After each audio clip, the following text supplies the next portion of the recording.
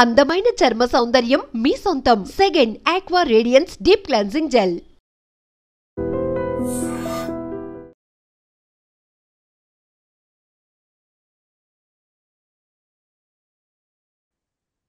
నమస్తే, welcome to I dreams.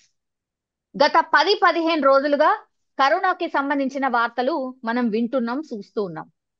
జాగ్రత్తగా ఉండండి, మళ్ళీ మాస్కులు వేసుకోండి, కరోనాకి సంబంధించిన ఏవైతే నిబంధనలు ఉన్నాయో అవన్నీ పాటించండి, సరిపోతుంది. అంత పెద్దగా ఈ వేరియంట్ అంత సీరియస్ గా లేకపోయిండొచ్చు అనేది కూడా పెద్ద ఎత్తున ఒక ప్రచారం అనుకోండి, వార్త అయితే సర్క్యులేట్ అయింది.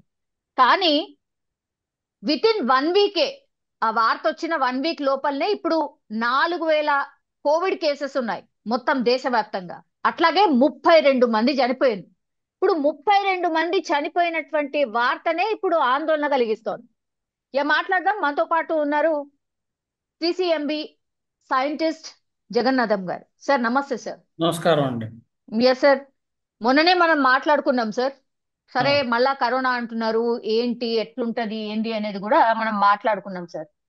మనం అప్పుడైతే కేవలం 2 చనిపోయినరు, అదేదో అనారోగ్య సమస్యలు ఏవో సంథింగ్ ఉండే కాబట్టి చనిపోయినరు అనుకున్నాం సార్. కానీ ఇప్పుడు 32 సార్, అధికారికంగా చెప్తున్నది 32 సార్. ఆ సంఖ్య మేబీ ఇంకా కూడా ఎక్కువనే ఉండిండొచ్చు సార్. చనిపోవడానికి ఆ రోజు కూడా నేను అడిగిన సార్, డెల్టా వేరియంట్ అంత డేంజరా అని. ఈ వేరియంట్ ఏమైనా డేంజరస్ వేరియంటా సార్ ఇప్పుడు వచ్చింది? ఆ వేరియంట్ ఏంటి, డేంజరా? ఇది ఈ విషయాన్ని మనం విశ్లేషణ చేసినట్లయితే అండి, మనకి ఇంతకు ముందు వచ్చినటువంటి వేరియంట్ అదే మన ఒమిక్రాన్ వేరియంట్ ఒకటి వచ్చింది అని మాట్లాడుకున్నాం లోగడ.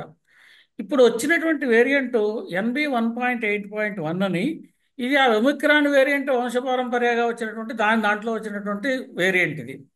అయితే ఈ వేరియంట్ ఎందుకు విజృంభిస్తోంది, దీనికి కారణం ఏమిటి అనే విషయాలు కనుక పరిశీలించినట్లయితే మనకి కొన్ని ముఖ్యమైనటువంటి విషయాలు కనిపిస్తున్నాయి. ఒకటి, ఇంతకుముందు మనం వ్యాక్సిన్లు తీసుకుని కూడా చాలా రోజులైంది, ఒక సంవత్సరం దాటి ఉంటుంది. అంటే కొంతమందిలో ఇమ్యూనిటీ కొంత వేన్ అయి ఉంటుంది, అంటే కొంత ఇమ్యూనిటీ తగ్గి ఉండొచ్చు. రెండోది, వాతావరణ పరిస్థితులు ఒకటి అనుకూలంగా ఉన్నాయి. ప్రస్తుతం మీరు వాతావరణ పరిస్థితులు చూస్తుంటే ఇన్ఫ్లుయెన్జా వైరస్ ఒకటి, అంటే మనకి వానాకాలం అది కూడా ప్రవేశించే పరిస్థితి వచ్చింది, ప్రవేశించింది. చాలా చోట్ల వాతావరణం చల్లబడడం, వానలు కురవడం, వాతావరణంలో మార్పులు రావడం, దీనివల్ల ఇన్ఫ్లుయెన్జా వైరస్ సాధారణంగా ఈ కాలంలో ప్రబలుతుంది. అయితే ఇన్ఫ్లుయెన్జా వైరస్కి, కరోనా వైరస్కి వచ్చినటువంటి రోగ లక్షణాలు రమారమిగా ఒకేలాగా ఉంటాయి. దానికి దగ్గు, జ్వరం, ఈ రకమైనటువంటి కారణాలు దానికే ఉంటాయి, దీనికి ఉంటాయి. అయితే దీనికి ఇప్పుడు ఈ 1.8.1 NB ఏదైతే చెప్పామో, ఈ వేరియంట్ లోగడ వచ్చినటువంటి వేరియంట్ కంటే కూడా స్ప్రెడ్ ఎక్కువగా ఉంది అనేటువంటి విషయం ఒకటి తెలుస్తోంది. అంటే ఎక్కువ మంది కంటే ఇంతకు మునుపు ఉదాహరణకు ఒక 10 మందిని ఇన్ఫెక్ట్ చేసే వైరస్ వచ్చిందనుకోండి, ఇప్పుడు 18 మందిని 18 మందిని ఇన్ఫెక్ట్ చేయగలిగేటువంటి శక్తి సామర్థ్యాలు కలిగినటువంటి వేరియంట్ ఇది. అయితే ఈ వేరియంట్ని పరిస్థితి మనకి ఇది ప్రమాదకరమా? ఇప్పుడు మీరు మరణాలు వస్తున్నాయి, 32 మరణాలు వచ్చాయనేటువంటి విషయాన్ని ఒకటి ప్రస్తావన చేశారు. కాబట్టి దీనివల్ల ఇన్ఫెక్టివిటీ ఏమైనా పెరిగిందా అంటే, ఇన్ఫెక్టివిటీ పెరిగినా మరణాలు రావచ్చు, లేదా మనుషుల్లో ఇమ్యూనిటీ తగ్గినా మరణాలు రావచ్చు.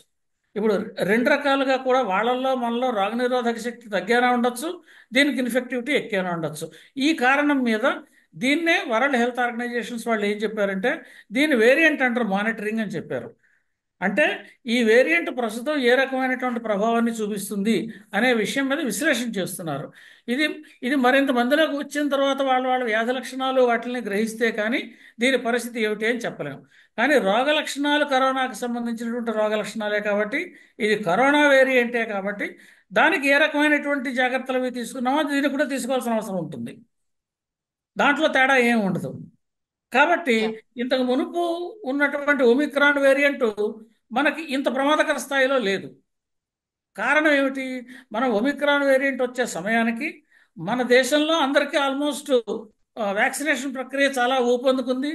చాలామంది వ్యాక్సిన్స్ వేసుకున్నారు. కొంతమందికి వైరస్ వచ్చి ఇమ్యూనిటీ వచ్చింది, కొంతమందికి వ్యాక్సిన్ వల్ల ఇమ్యూనిటీ వచ్చింది, మరికొంతమందిలో హైబ్రిడ్ ఇమ్యూనిటీ వచ్చింది, అంటే వ్యాక్సిన్ వైరస్ రెండింటి వల్ల ఇమ్యూనిటీ వచ్చింది. ఇలా సాధారణంగా మనకి ఇమ్యూనిటీ స్థాయిలు చాలా గట్టిగా ఉండడం, రోగనిరోధక శక్తి ఎక్కువ మందిలో ఉండడం వల్ల ఆ ఒమిక్రాన్ వేరియంట్ మనం ఏమీ చేయలేకపోయింది. అదే ఒమిక్రాన్ వేరియంట్ తర్వాత చైనాలో వచ్చింది. చైనాలో ఒమిక్రాన్ వేరియంట్తో కూడా మరణాలు వచ్చినటువంటి రిపోర్ట్లు ఉన్నాయి. ఉమ్. అంచేత ఇది ముఖ్యంగా ప్రజల్లో ఉండేటువంటి ఇమ్యూనిటీ ఒకటి, ఈ వేరియంట్ యొక్క ఇన్ఫెక్టివిటీ ఒకటి, ఈ రెండు లక్షణాల మీద ఆధారపడి ఉంటుంది. అంతేకాకుండా మరొక ముఖ్యమైనటువంటి విషయం ఏంటంటే చిన్నపిల్లల్లోనూ, వృద్ధుల్లోనూ, ప్రెగ్నెంట్ ఉమెన్లోనూ, కోమార్బిడిటీస్ ఉన్న వాళ్ళలోనూ వీళ్ళు జాగ్రత్తగా ఉండాల్సిన అవసరం ఉంటుంది ఎక్కువగా. ఈ నాలుగు ఓకే. ఈ నాలుగు వర్గాల వాళ్ళు. యా, ఇప్పుడు పర్టికులర్ గా చూస్తే సార్, అన్నిటికంటే ఎక్కువగా కేరళలో ఎక్కువ కేసెస్ ఉన్నాయి సార్. దగ్గర దగ్గర 1450 కేసెస్ ఉన్నాయి. ఎందుకు సార్? వై కేరళ? ఇది ఒక చాలా విచిత్రమైనటువంటి ప్రశ్నలా కనిపిస్తుంది. ఇదే విషయం మనం ప్రస్తావన జరిగింది. మొట్టమొదటిసారి మనకి ఫస్ట్ కరోనా వచ్చినప్పుడు కేరళ చాలా జాగ్రత్తగా సరైనటువంటి చర్యలు తీసుకుంది, టెస్టింగ్ని చాలా అగ్రెసివ్గా చేస్తోంది, సర్వేలెన్స్ చాలా అగ్రెసివ్గా చేస్తోంది. ఇలా దానికి చాలా పెద్ద పబ్లిసిటీ ఇచ్చాం. అప్పుడు నిజం చెప్పాలంటే ఆ ఇంత మాట్లాడుకున్నంత అయ్యే లోపలే కేరళలో అప్పుడు కూడా కేసులు చాలా బాగా పెరిగాయి. ఈ కేరళలో కేసులు పెరగడానికి కారణం ఏమిటి అన్న విషయం మీద ప్రత్యేకించి శ్రద్ధ వహించాల్సిన అవసరం అయితే కనిపిస్తోంది. ఎందుకంటే ఇది నిర్లక్ష్యం చేస్తున్నారా, లేదా సరైన సర్వీలెన్స్ తగ్గిందా, ఏ విధమైనటువంటి కారణాల వల్ల, లేదా నిజంగా ప్రజల్లోనే ఇమ్యూనిటీ తక్కువగా ఉందా, ఇవి ఏవైనా ఈ కారణాలు ఏవైనా అయి ఉండొచ్చు. వీటి మీద మనం తప్పనిసరిగా పరిశీలనటువంటి చేయాల్సిన అవసరం ఉంది. ఇప్పటికే మనకి కేంద్ర ప్రభుత్వం ministry of health and family welfare వాళ్ళు కొన్ని గైడ్లైన్స్ చాలా మటుకు రాష్ట్రాలకు కూడా పంపిస్తున్నారు. ఏ ఏ చర్యలు తీసుకోవాలి, తక్షణ చర్యలు ఏమిటి, కొంచెం తాత్కాలికంగా తీసుకోవాల్సిన చర్యలు ఏమిటి, రాబోయే కాలంలో తీసుకోవాల్సిన చర్యలు ఏమిటి. ఇప్పుడు ఉధృతంగా వచ్చినటువంటి కేసులు ఏవైతే ఉన్నాయో వీటికి వెంటనే ట్రీట్మెంటు, ప్రివెన్షను, ఇవి రాకుండా మనం ఏ రకమైనటువంటి చర్యలు తీసుకోవాలి. ఈ రెండు రకాలైనటువంటి చర్యలు తీసుకుంటే కానీ దీన్ని నిగ్రహించడం కష్టం. కాబట్టి ఒకటి ప్రివెంటివ్, దీనికి సంబంధించినటువంటి ప్రివెంటివ్ మెజర్స్ ఏమేమి తీసుకోవాలి ఏంటనే దానికి ప్రచార మాధ్యమాల ద్వారా వ్యాప్తి చెందిస్తూ ఉండడం, ప్రజలను చైతన్యవంతులు చేస్తూ ఉండడం, ఇదొక మార్గం. రెండవది, ఎవరికైతే ఆల్రెడీ కేసులు వచ్చాయో వీళ్ళని గుర్తించడం తక్షణంగా. మీరు ఇందాక 4000 కేసులు అన్నారు. 4000 కేసులే ఉన్నాయా అని ఉన్నాయా? ప్రశ్నించాను అనుకోండి, Yes, దానికి yes. సమాధానం మన దగ్గర లేదు. కారణం అవును. ఏమిటి? ఇందులో ముఖ్యంగా పరిస్థితి చూస్తే ఏమవుతుంది, మనకి ఇంతకుముందు సింగపూరు, హాంకాంగ్ నుంచి ఎవరైతే ఇక్కడికి ప్రయాణం చేసి వచ్చారో వాళ్ళందరినీ కూడా మనం వాళ్ళు ఎవరెవరిని కాంటాక్ట్ అయ్యి ఉన్నారో, అంటే ఎక్కడెక్కడైతే ట్రేసింగ్, ఈ ట్రేసింగ్ కూడా కొంత అవసరం. ఎవరైతే ప్రయాణాలు చేసి వచ్చారో గత 14 రోజులుగా, ఇప్పుడు ఎందుకంటే మనకి మన దేశంలో కేసులు చూస్తే ప్రారంభంలో ఆ ఉధృతం కనిపించలే. ఊరికి ఏదో 4-5 కేసులు వచ్చాయి, 20 కేసులు, 30 అవును. కేసులు ఉన్నాయి, దీనివల్ల పెద్ద ప్రమాదం లేదు, మనం కంగారు పడాల్సిన అవసరం లేదు అన్న విషయంలో అనుకున్నాం. ఇప్పుడు అవును. కూడా దాని గురించి భయపడాల్సిన అవసరం లేదు. మనం ప్రజల్ని భయభ్రాంతులను చేయాల్సిన అవసరం అయితే లేదు. ఎందుకంటే కరోనాని మనం ఎదుర్కొనడానికి సరిపడేటటువంటి శక్తి సామర్థ్యాలు అటు వైద్య రంగం పరంగా కావచ్చు, ఇటు ప్రజలను అప్రమత్తం చేయడంలో కావచ్చు, వ్యాక్సిన్లు తయారు చేయడంలో కావచ్చు, కిట్స్ తయారు చేయడంలో కావచ్చు, అన్నిటిలోనూ కూడా మనం శక్తి సామర్థ్యాలు కలిగి ఉన్నాం. అలా అని ఉమ్. చెప్పి కరోనా తెచ్చుకోలేం కదా.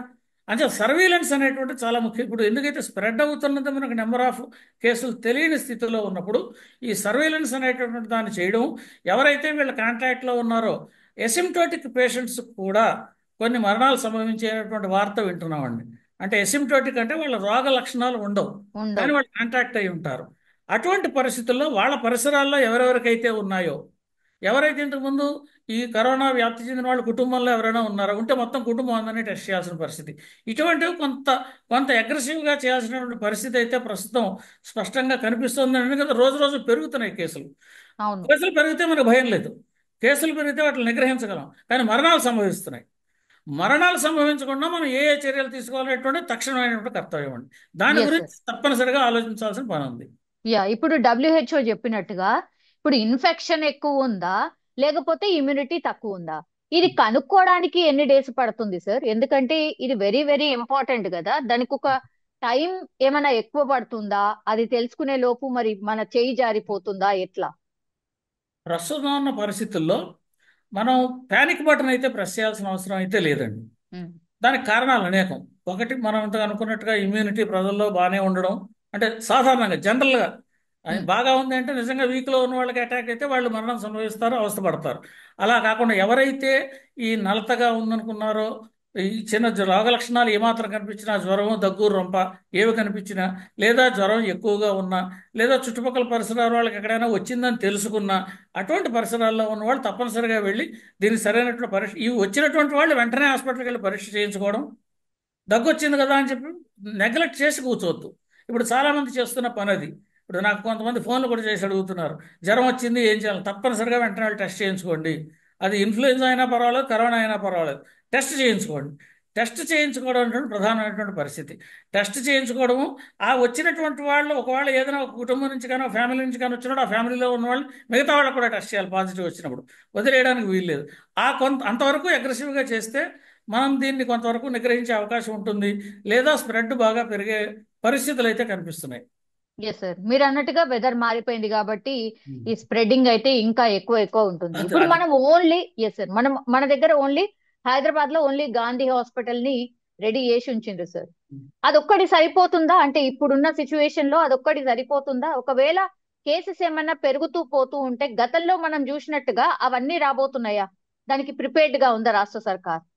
చాలా ఇది ఒక ముఖ్యమైనటువంటి ప్రశ్న. ఎందుకంటే ఇంతకు ముందు కూడా మనం గమనించినట్లయితే కరోనా కేసులు తీసుకున్నందుకు కొంతమంది హాస్పిటల్స్ కూడా నిరాకరణ చేశారు.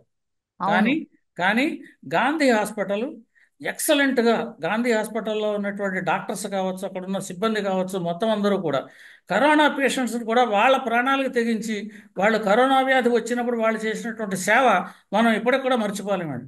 అంచేత అవును. గాంధీ ఆసుపత్రి గవర్నమెంట్ ఆసుపత్రి అని చెప్పి ఒకప్పుడు అందరూ గాంధీ హాస్పిటల్కి వెళ్ళేవాళ్ళు. అటువంటిది ఇప్పుడు పరిస్థితి మారింది, ఏదో కొంచెం చులకనగా చూడటం మొదలెట్టారు. ఆ పరిస్థితి నుంచి ప్రజలు బయటపడాలి. వాళ్ళు అద్భుతమైనటువంటి సేవ చేశారు. కరోనా వచ్చినప్పుడు మొట్టమొదటిసారిగా ఆ రోగులను కూడా తీసుకుని వాళ్ళకి సరైనటువంటి వైద్యం చేసినటువంటి హాస్పిటల్ గాంధీ హాస్పిటల్.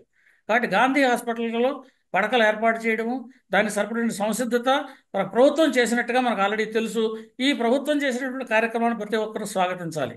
ఇది ఒకటి. రెండో విషయం మిగతా హాస్పిటల్స్లో కూడా ఇది వాళ్ళందరికీ కూడా ఇంతకు ముందు కరోనా వచ్చినప్పుడు వ్యాక్సిన్లు కూడా ప్రైవేట్ హాస్పిటల్స్లో ఇనీషియల్గా ఇచ్చారు, తర్వాత ఇవ్వలేదు. కానీ ఇనీషియల్గా ఫస్ట్ డోస్ ఇచ్చిన కొత్తలో ఫస్ట్ టైం ఇచ్చినప్పుడు ప్రైవేట్ హాస్పిటల్స్ వాళ్ళకు కూడా హాస్పిటల్స్ ఇచ్చి మనం పేమెంట్ చేసి ఫస్ట్ డోస్ వేయించుకున్నాం కొంతమంది. అటువంటి హాస్పిటల్స్ అవి కూడా సంసిద్ధమై ఉన్నాయి. అవి ప్రైవేట్ ఆసుపత్రులు కావచ్చు, గవర్నమెంట్ హాస్పిటల్స్ కావచ్చు. హాస్పిటల్ ఏది అన్నది ఇంపార్టెంట్ కాదు, మనకి ఉన్న వైద్యుడు శక్తి సామర్థ్యాలు ఉన్నవాడు అవునా కాదా, ఇది ఇంపార్టెంట్. ఇప్పుడు మనకి వైద్యులు, అనుభవం అయినటువంటి వైద్యులు ఉన్నారు, దీని గురించి పూర్తి అవగాహన కలిగినటువంటి వైద్యులు ఉన్నారు. ఇది ప్రభుత్వ రంగంలోనూ ఉన్నారు, ప్రైవేట్ హాస్పిటల్స్లోనూ ఉన్నారు. కాబట్టి డబ్బు లేని వాళ్ళు కూడా ఎవరు భయపడాల్సిన అవసరం లేదు, గాంధీ హాస్పిటల్కి వెళ్ళొచ్చు, చేయించుకోవచ్చు.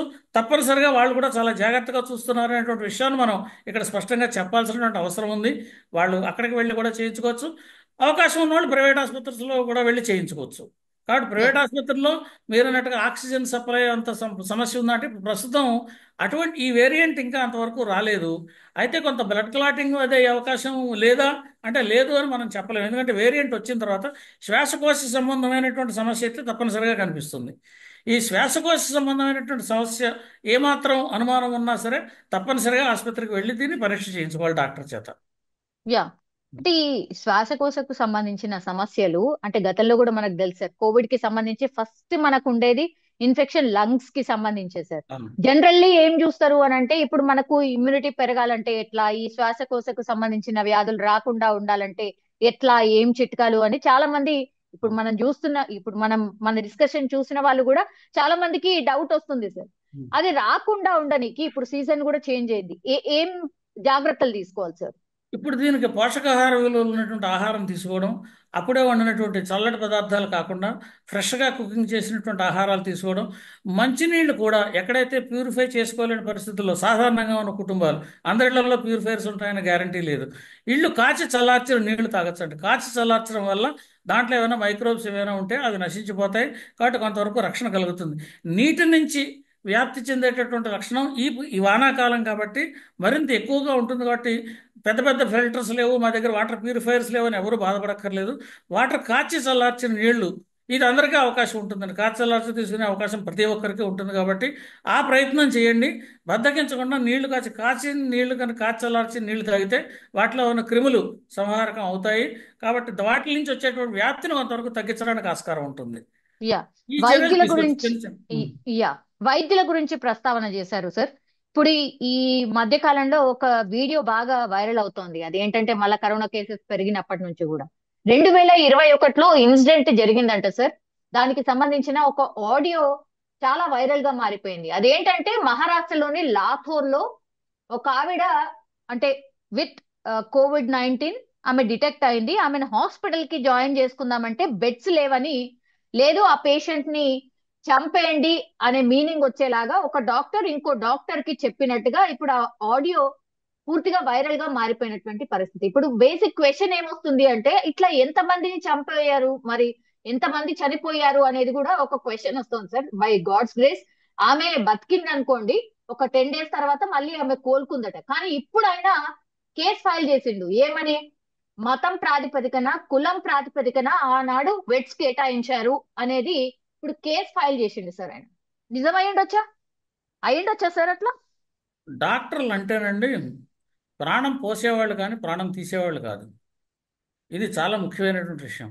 మెడికల్ ఎథిక్స్ డాక్టర్లు చదువుకునేటప్పుడు కూడా వాళ్ళకి చెప్పేటటువంటి విషయాలు తప్పనిసరిగా ఎవరు ఎటువంటి స్థితిలో వచ్చినా కూడా వాళ్ళకి ఏదో రకమైనటువంటి సరైన సూచన చేయడం, వైద్యం చేయడం, వాళ్ళకి సరైనటువంటి రక్షణ కలిగించే మార్గం చెప్పడం చేయాల్సినటువంటి పరిస్థితి తప్పితే ఇటువంటి పరిస్థితుల్లో డాక్టర్లు ఉంటారని నేను అనుకోను. అయితే ఇది డాక్టర్లు చేసిన పని, డాక్టర్లపై ఒత్తిడి వచ్చి వేరే వాళ్ళు చేసిన పని అన్న విషయం దృక్కోణంలో కూడా దాని గురించి ఆలోచించాల్సిన అవసరం ఉంటుంది. వాళ్ళ దగ్గరికి ఎవరు వచ్చినా సరే, ఇప్పుడు ఒకవేళ కోవిడే ఉంది, మీరు అన్నట్టుగా బెడ్స్ లేవు, ఆక్సిజన్ తక్కువగా ఉంది, నిజానికి పేషెంట్ వచ్చాడు, ఇటువంటి పరిస్థితుల్లో ఏం చేయాలి? ఇది కాంట్రాక్ట్ అవుతుందని అందరికీ తెలుసు. ఆ పేషెంట్ ఇంటి దగ్గర ఐసోలేషన్గా ఉండే విధానం ఏదో సూచించి వాళ్ళని ఐసోలేషన్ ఏ రకంగా చేసుకోవాలో సూచించేసి ఇంట్లోనే పెట్టుకోండి అని చెప్పొచ్చు. అంతేగాని పేషెంట్ని చంపేయండి అని చెప్పేటటువంటి పరిస్థితి, అంత ఘోరమైనటువంటి రాక్షసత్వం కలిగినటువంటి డాక్టర్లు ఉన్నారు అని నేను అనుకోను. అటువంటి ప్రవృత్తి ఉన్న వాళ్ళు ఎవరు కూడా ఉంటారని కూడా అనుకోను. ఎందుకంటే వాళ్ళు చేసేటటువంటి పని అటువంటి వృత్తి, వాళ్ళ వృత్తి యొక్క ధర్మం. ఆ వృత్తి ధర్మం ద్వారా ఎవరికైనా ప్రాణం పోయాలి తప్పితే ప్రాణం తీయకూడదు. కాబట్టి డాక్టర్లని ఇందులో అనుమానించడం కంటే దీనికి ఏ రకమైన మార్గం సూచించి ఉండాల్సింది అంటే అటువంటిది జరిగి ఉంటే. మరొకటి, మీరు మత ప్రాతిపదికన, కుల ప్రాతిపదికన చాలా తప్పిది. మత ప్రాతిపదికన, కుల ప్రాతిపదికన వైద్యానికి సంబంధం లేదు. వైద్యానికి వచ్చినవాడు రోగి అవునా కాదా, వాడు ఎవరో అన్నది అనవసరం. ఆ రోగం తగ్గించాలా లేదా అన్నదే అది. కాబట్టి ఇటువంటి సంక్లిష్ట పరిస్థితులు వచ్చినప్పుడు, నిజంగా బెడ్స్ లేక ఆక్సిజన్స్ లేక సఫర్ అవుతున్నప్పుడు వాళ్ళకు ఉన్న ప్రమాద స్థితిని అర్థమయ్యేటట్టు చెప్పడము, లేనప్పుడు ఇప్పుడు ఈ పేషెంట్ వేరే పేషెంట్ పక్కన కూడా పడుకోబెట్టే అవకాశం ఉండదండి. ఏంటంటే ఇది కరోనా కాబట్టి దీంట్లో ఉన్న పరిస్థితి ఏంటంటే ఈ పేషెంట్ని మరొకళ్ళ పక్కన కూర్చోబెడితే పక్క వాళ్ళకి కూడా వ్యాధి సంక్రమించే పరిస్థితి ఉంటుంది. కాబట్టి వాళ్ళకి సరైనటువంటి సూచనలు, సలహాలు చేసి ఇంటి దగ్గరే చేసుకునేటువంటి మేము మందులు ఇస్తాం, ఆన్లైన్ సమాధానం చెబుతాం, మీరు ఫోన్లో మాట్లాడండి, ఇంటర్నెట్లో మాట్లాడండి, ఇటువంటి ఇప్పుడు ఫోన్ అనేటువంటి ప్రతి వాళ్ళ దగ్గర ఉంది. ఫోన్ లేని వాళ్ళు లేరు. మీరు ఫోన్తో సంప్రదించండి, ఏం చేయాలో చెబుతాము. ఇక్కడ ప్రస్తుతం ఇక్కడ మనకి సరైన సౌకర్యాలు లేని కారణంగా వీళ్ళు ఏ రకంగా తిరిగి ఆరోగ్యం కుదుటపడే పరిస్థితులు ఉన్నాయో వాటిల్ని సూచిస్తామని చెప్పాలి తప్పితే అంత మాత్రం చేత రోగం వచ్చింది కదా అని చెప్పి రోగిని చంపితే డాక్టర్ దగ్గరికి వెళ్ళడం ఎందుకు? వెళ్ళాల్సిన పని ఉందా? రాగంతో ఇంట్లో పడుకుంటే వాళ్ళే వెళ్ళిపోతారు. అది పద్ధతి కాదు కదా. అటువంటి పద్ధతి ఒకవేళ నిజంగా చేసిన వాళ్ళు ఎవరైనా ఉంటే దాన్ని నేను తీవ్రంగా ఖండిస్తున్నాను. అటువంటి పరిస్థితుల్లో డాక్టర్లు ఎట్టి పరిస్థితుల్లోనూ ఉంటారని నేను అనుకోవట్లేదు. కాబట్టి డాక్టర్ వృత్తికి ప్రవృత్తికి రెండిట్లకి కూడా అది చాలా భిన్నమైనటువంటి విషయం అది. కాబట్టి ఒకవేళ ఎవరైనా డాక్టర్ల దగ్గరికి వస్తే నిజంగా చేయలేని పరిస్థితి ఉంటే ఏదైనా సూచనలు, సలహాలు చేసి ఆల్టర్నేట్ మార్గాలు సూచించండి. ఒకవేళ మనం ఇక్కడ చేయలేని సౌకర్యాలు లేవు కాబట్టి ఈ సౌకర్యాలు వేరే రకంగా ప్రొవైడ్ చేసుకోండి, లేకపోతే వేరే రకంగా ఏ రకంగా ఆ పేషెంట్ని, వారి యొక్క ప్రాణాన్ని పొడిగించడానికి అవకాశం ఉందో, వాళ్ళ లైఫ్ స్పాన్ పొడిగించడానికి అవకాశం ఉందో ఆ రకమైన సూచనలు చేయండి. కొంతమంది రోగంతో కూడా ఎక్కువ రోజులు బతకచ్చు, తర్వాత రోగం తగ్గచ్చు. అంటే ఇది ఎంతకాలం ఉంటారు, ఎవరు పోతారు, ఎప్పుడు పోతారు, ఎవరు చెప్పగలిగే కళ కాదు ఇది. ఇది మన ఎవరి చేతుల్లోనూ లేదు. కాబట్టి డాక్టర్లు ఆ రకమైన సూచనలు చేసి ఆ రకమైన సలహాలు చెబుతారు తప్పితే డాక్టర్లు ఈ రకమైనటువంటి రోగి వచ్చాడు కదా అని చంపేద్దాం అని అనుకోరండి. అటువంటి పరిస్థితి ఏ డాక్టర్ దగ్గర ఉండదు నేను అనుకున్నంత మటుకు. Yes sir. ఇప్పుడు వచ్చినటువంటి వేరియంట్ కి పోనీ మనం ఇమ్యూనిటీ పెంచుకుందామంటే వ్యాక్సిన్స్ అవి ఏమీ లేవు సార్. నేను మొన్న కూడా మిమ్మల్ని అడిగినప్పుడు అదే చెప్పారు కదా, ఆ వేరియంట్ కి మనం తయారు చేసుకున్న వ్యాక్సిన్స్ అవి అయిపోయాయి, ఇప్పుడు మళ్ళా కొత్తగా తయారు చేయాలి అని. సో ఇప్పుడు ఎట్లా సార్ మరి, అంటే ఇమ్యూనిటీ పెంచుకోవాలంటే ఎట్లా? ఇప్పుడు సొంతంగా మన ఇంటి ఫుడ్ తోనే దాంతోనే పెంచుకోవడం అంతేనా? తగిన జాగ్రత్తలు తీసుకోవడం ఇదేనా సార్? అంటే పౌష్టికాహారం తీసుకోవాలి, గ్రీన్ లీఫీ వెజిటబుల్స్ తీసుకోవడం, యాంటీ ఆక్సిడెంట్ పుష్కలంగా ఉన్నటువంటి ఆహారం తీసుకోవడం, విటమిన్స్, యాంటీ ఆక్సిడెంట్స్ ఏవైతే పోషకంగా ఉన్నాయో ఇటువంటి ఆహారం తీసుకోవడం, వేడి పదార్థాలను తింటూ ఉండడం. ఎందుకంటే ఇప్పుడు స్ట్రీట్ ఫుడ్స్లోకి వానాకాలం వచ్చింది. వానాకాలం గురించి కూడా మనం అంత ప్రమాదం గురించి వర్రేవం కాదు. కానీ ప్రస్తుతం ఉన్నటువంటి ఈ కరోనా ఉన్న స్థితిలో ఈ కరోనా స్ప్రెడ్ అవుతున్నటువంటి స్థితిలో ఈ సూచనలు తప్పనిసరిగా పాటించాల్సిన, ఎందుకంటే స్ట్రీట్ ఫుడ్ వద్దు అంటే అది లేకుండా జరిగే విధానం కూడా లేదు. చాలామంది దాని మీద డిపెండ్ అయిన వాళ్ళు చాలామంది ఉంటారు. కాబట్టి ఇక్కడ మనం చెప్పాల్సి ఇంకొక విషయం, మీరు ఇక్కడ ఆహారం గురించి ప్రస్తావన చేశారు కాబట్టి నేను చేయాల్సింది ఉంది. ఈ వచ్చినటువంటి virus zoonotic virus. Zoonotic virus అంటే జంతువుల నుంచి మనుష్యులకి సంక్రమించినటువంటి వైరస్ ఇది. ఇది ఓకే. మనుషుల్లో సంక్రమించింది కాదు, ఇది జంతువుల్లో ఉండేటువంటిది. జంతువుల నుంచి సమూహం మనుషులకు సంక్రమించింది. ఆ రకంగా మనుషుల్లో ఇప్పుడు ఇది వృద్ధి చెందుతుంది. కాబట్టి ఈ మాంసాహారం స్వీకరించే వాళ్ళు ఎవరైతే ఉన్నారో వాళ్ళు మరింత జాగ్రత్తగా ఉండాలి. అది ఇమ్యూన్ ఫుడ్ ఉంది అన్న విషయం కొంతమంది సూచించవచ్చు, కానీ దాని తయారీ విషయంలో కావచ్చు, దాన్ని జాగ్రత్త పెట్టే విషయంలో కావచ్చు, దాన్ని ఉడికించి పూర్తిగా ఉడకకుండా తినకుండా ఉండేటువంటి పరిస్థితులు కావచ్చు, అటువంటివి కాకుండా ఫ్రెష్గా ఉన్నవి, సరిగా జాగ్రత్త పెట్టినవి, పూర్తిగా ఉడికించినవి, ఏ రకమైనటువంటి సమస్య లేనివి, ఇటువంటివి తీసుకోవాల్సిన అవసరం ఉంటుంది. ఎందుకంటే యానిమల్ ఫుడ్ తీసుకునేటప్పుడు, అంటే మాంసాహారం తీసుకునేటప్పుడు మరింత జాగ్రత్తలు తీసుకోవాల్సిన అవసరం ఉంటుంది. ఇది కూడా మనం దీంట్లో దృష్టిలో ఉంచుకోవాల్సిన అవసరం. కాబట్టి ఇది జూనాటిక్ వైరస్లు అనేటువంటివి వాటిల్లో మనం తీసుకునేటువంటి దాంట్లో కనుక ఉందనుకోండి ఆహారంలో, అది పెద్ద సమస్య అయిపోతుంది. అది ఇన్ అది అది ఏమవుతుందంటే ఆహారం వండినప్పుడు నిర్వీర్యం అవుతుంది. అంటే యాక్టివ్ వాళ్ళ వైరస్ ఉన్నప్పటికీ ఇన్యాక్టివేట్ అవుతుంది, కానీ ఆ ఉన్నటువంటి దాని ఇమ్యూనిటీ అది కూడా పెంచుతుంది. అది ఏ వేరియంట్ ఏమిటి మనకేం తెలియదు. కాబట్టి ఇటువంటి జాగ్రత్తలు కొన్ని తీసుకోవాల్సినటువంటి అవసరం ఉంటుంది. కాబట్టి డాక్టర్లను సంప్రదించడం ప్రస్తుతం ఏంటంటే, ఏమాత్రం నలతగా ఉన్నా డాక్టర్లను సంప్రదించడం, సరైన సూచనలు సలహాలు తీసుకోవడం, అది పాటించడం. ఇప్పుడు వ్యాక్సినేషన్ విషయం వచ్చేప్పటికల్లా మీరు ఇందాక ఒక విషయం చెప్పారు, దీనికి ప్రత్యేకించి వ్యాక్సిన్ ఉందా, దీనికి ప్రత్యేకించి వ్యాక్సిన్ అంటూ చేయడానికి సమయం పడుతుంది ప్రతి వేరియంట్కి కూడా. అయితే మన ప్రస్తుతం ఉన్న టెక్నాలజీలో వేరియంట్ ఎలా వచ్చినా త్వరితగతిన వ్యాక్సిన్ చేయగలం తప్పితే, ఇంతకు ముందున్న వ్యాక్సిన్లు పనిచేయవు అని కాదు. ఇప్పుడు వ్యాక్సిన్ తయారు చేసినప్పుడు కూడా మనం మాట్లాడుకున్నాం, వ్యాక్సిన్కి 60% ఎఫిషియన్సీ ఉంది, 90% ఎఫిషియన్సీ ఉంది అని. అంటే 60% ఎఫిషియన్సీ ఉన్నా, 80% ఎఫిషియన్సీ ఉన్నా వ్యాక్సిన్ పనిచేస్తుంది, ఇమ్యూనిటీ వస్తుంది. అంచేత ఈ ఇమ్యూనిటీ మనకి రోగం రాకుండా ఆపగలిగే ఉన్నటువంటి ఇమ్యూనిటీ ఉందా లేదా, లేదా అసలంటూ ఇమ్యూనిటీ పెరిగితే, ఉన్న ఇమ్యూనిటీ కంటే ఇమ్యూనిటీ పెరిగితే ఒకవేళ వైరస్ వచ్చినా తట్టుకునే శక్తి ఉంటుంది. కాబట్టి ప్రత్యేకించి దీనికి ఇవాళ నుంచి వెంటనే వ్యాక్సిన్ తయారు చేసిన అవసరం లేదు. ఎఫిషియెంట్గా ఉన్న వ్యాక్సిన్లు ఏవైతే ఇంత మునుపు ఉన్నాయో, ఇప్పుడు బూస్టర్ డోస్ కూడా తీసుకోమని నేను సూచించట్లేదండి తప్పనిసరిగా. ఎందుకంటే బూస్టర్ డోస్ కూడా డాక్టర్లను సంప్రదించి మన ఇమ్యూనిటీ ఎంత ఉందో టెస్ట్ చేయించుకుని డాక్టర్ సూచిస్తే తీసుకోవడం మంచిది. ఎందుకంటే మనం 2 డోసులు తీసుకున్నాం సరిపోతాయి అవి, అంతకంటే ఎక్కువ డోసులు కూడా తీసుకోకూడదు. వ్యాక్సిన్ కూడా ఎస్. ఎంత అవసరమో అంతే తీసుకోవాలి. కాబట్టి ఆ ఎస్. సూచన కూడా జాగ్రత్తగా పాటించి డాక్టర్లను సంప్రదించి వాళ్ళు చెప్పిన సూచన ప్రకారం తీసుకుంటే మంచిదండి. Yes sir. మీరు ఇంతకు ముందు ప్రస్తావన చేసినట్టుగా సార్, చిన్నపిల్లలు జాగ్రత్తగా ఉండాలి అని చెప్పారు సార్. సార్, ఇంకొక వారం 10 రోజుల్లో స్కూల్స్ స్టార్ట్ కాబోతున్నాయి ఒకటి సార్. తర్వాత ఇప్పుడు మనకు తెలుసు అన్ని పండగల సీజన్సే రాబోతున్నాయి. గతంలో కూడా మనకు అదే ఎక్స్పీరియన్స్ ఉందన్నమాట. సేమ్. Yes sir. సేమ్ ఇదే సిచ్యువేషన్ మళ్ళా ఫేస్ చేయబోతున్నాం సార్. ఈ కేసెస్ ఏమో ర్యాపిడ్ గా ఇంక్రీజ్ అవుతున్నాయి. ఏం చేయాలి సార్, దీనికి సొల్యూషన్ ఏంటి మరి? తప్పనిసరిగా స్కూళ్ళలో కూడా సరైనటువంటి చర్యలు తీసుకోవాలి. అందరినీ కాంపాక్ట్గా ఒకే రూమ్లో చాలా మందిని కూర్చోబెట్టకుండా పిల్లల్ని అక్కడ కొంచెం విడివిడిగా దూరంగా ఉండేటట్టుగా కూర్చోబెట్టే ఏర్పాట్లు చేసుకోవడం, పిల్లలందరికీ కూడా తప్పనిసరిగా మాస్క్ ధరించి వెళ్ళేటట్టుగా కొంత అలవాటు చేయడం.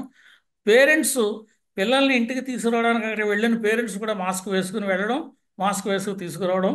ఈ మాస్క్ అనేటువంటిది చాలా మటుకి రక్షణ కలిగిస్తుందండి. ఎందుకంటే ఇది వాయుగోళాల ద్వారా, ఏరోసాల్స్ ద్వారా వృద్ధి చెందేటటువంటి వైరస్ కాబట్టి, దాంతో కొంచెం దూరంగా కూర్చోబెట్టడంతో వీటితో కూడా చాలా మటుకు దీన్ని నిగ్రహించే అవకాశం ఉంటుంది. కాబట్టి కొంత సింపుల్ టిప్స్ తీసుకోవడం ద్వారా దీన్ని ఎక్కువ శాతం దాని నుంచి లబ్ధి పొందొచ్చు, రాకుండా పొందడానికి. కాబట్టి స్కూళ్ళు తెరుస్తున్నారు కాబట్టి తప్పనిసరిగా స్కూళ్ళు అన్నీ కూడా ఇవి పాటించాల్సినటువంటి అవసరం ఉంటుంది.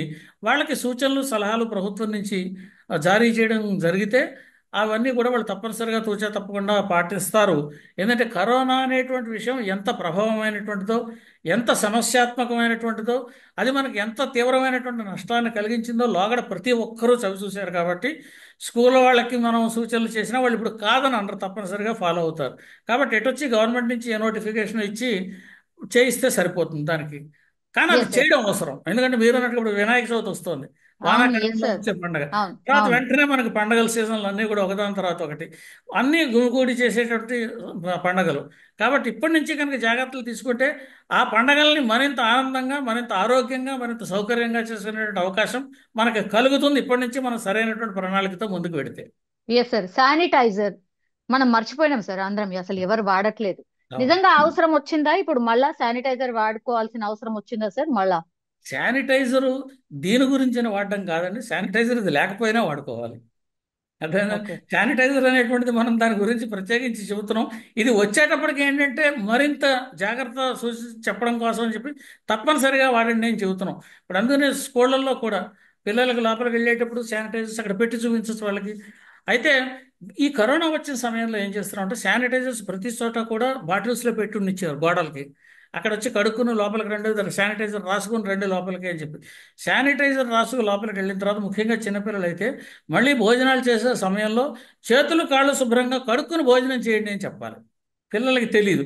తప్పనిసరిగా అవును. ఇది ఒక సూచన కింద చేయాలి. శానిటైజర్ రాసుకోండి, తప్పేం లేదు, శానిటైజర్ రాసుకొని వెళ్ళండి, కానీ భోజనం చేసే సమయంలో శుభ్రంగా మళ్ళీ చేతులు కాళ్ళు శుభ్రంగా కడుక్కుని అప్పుడు భోజనాలు చేయండి. ఈ రకమైనటువంటి సూచనలు కూడా చేసే వ్యవస్థను మనం కొంత ఇంటిగ్రేట్ చేసుకోవాలి. Yes sir. Last question sir. మీరు ఇంతకు ముందు అన్నట్టుగా అంత పానిక్ సిచ్యువేషన్ అయితే లేదు అన్నారు, కానీ డ్రాస్టిక్ గా కేసెస్ అయితే పెరుగుతున్నటువంటి సిచ్యువేషన్ సార్. ఈ వేరియంట్ ని మీరు మీ ఎక్స్పీరియన్స్ తోని అబ్జర్వ్ చేసినప్పుడు సార్ మీకు ఏమనిపిస్తోంది? డెల్టా డెల్టా తర్వాత ఇది అనిపిస్తోందా? బికాస్ మరణాల సంఖ్య కొంచెం ఎక్కువ ఉంది కాబట్టి. మరణాల సంఖ్య పెరగడానికి కారణం మనం ఇందాక అనుకున్నాం, రెండు ముఖ్యమైనటువంటి కారణాలు. యా ఒకటి, యా. మనం వేసిన వ్యాక్సిన్లో ఉన్నటువంటి పటుత్వం కొంచెం తగ్గుండొచ్చు, కాబట్టి కొన్ని చోట్ల బూస్టర్స్ అవసరం అవచ్చు. ఇది శక్తి అంటే రోగనిరోధక శక్తి కలిగినటువంటి వాళ్ళల్లో ఇది పెద్ద ప్రమాదాన్ని సూచించకపోవచ్చు, అసిమ్ప్టోటిక్గా వచ్చి వెళ్ళిపోవచ్చు. ముఖ్యంగా ఏ ఏ వర్గాలకి దీనివల్ల ప్రమాదం ఉంటుందంటే మనం అనుకుంటున్నట్టుగా గర్భిణీ స్త్రీలకి, కోమార్బిడిటీస్ ఉన్న వాళ్ళకి, ఇమ్యూనిటీ బాగా తగ్గిన వాళ్ళకి. ఇమ్యూనిటీ బాగా తగ్గిన వాళ్ళకి ఆహారం ద్వారాను లేదా అవసరమైన అత్యవసర పరిస్థితుల్లో బూస్టర్ డోస్ ద్వారాను వాళ్ళని మనం కాపాడుకోవచ్చు.